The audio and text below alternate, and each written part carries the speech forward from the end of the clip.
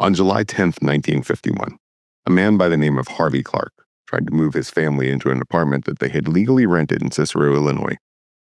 I want you to focus on that one word, tried.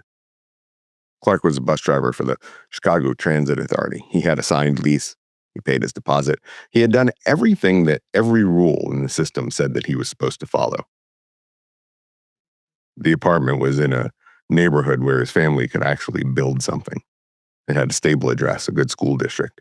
It was the kind of ordinary life that turns into ordinary accumulation, that turns into the thing that you hand your kids when you die. We call it generational wealth. When the Clarks arrived to move in, the Cicero police chief was waiting for him. Not a landlord, not a court order, but the chief of police personally showed up to tell a black man with a signed lease in his hand that he needed to leave the neighborhood. Clark ultimately contacted the NAACP, and an attorney named George Layton got a federal injunction ordering Cicero to stop interfering with Clark's lawful right to occupy the apartment that they had rented. On July 10th, with the federal injunction in place, Harvey Clark moved his family into the apartment. That night, a mob gathered, and by the following evening, it had grown to around 4,000 people. They broke windows, threw bricks. They set fires inside the building, ultimately making it uninhabitable.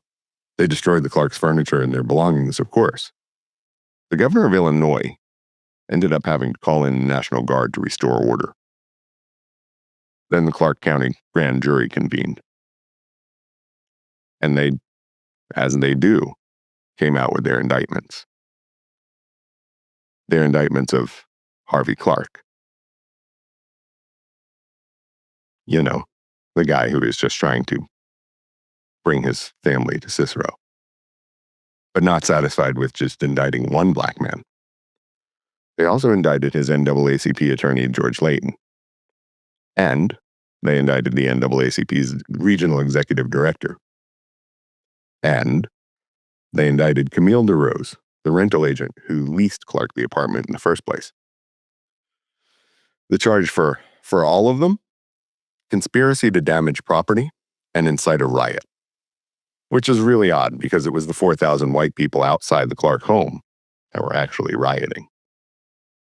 Not one person who threw a brick was charged. Not one member of the 4,000-person mob faced a single count. The family that was attacked was prosecuted. The attorney who won them their legal right was prosecuted. The woman who rented them the apartment was prosecuted. Not one member of the 4,000-person mob, though.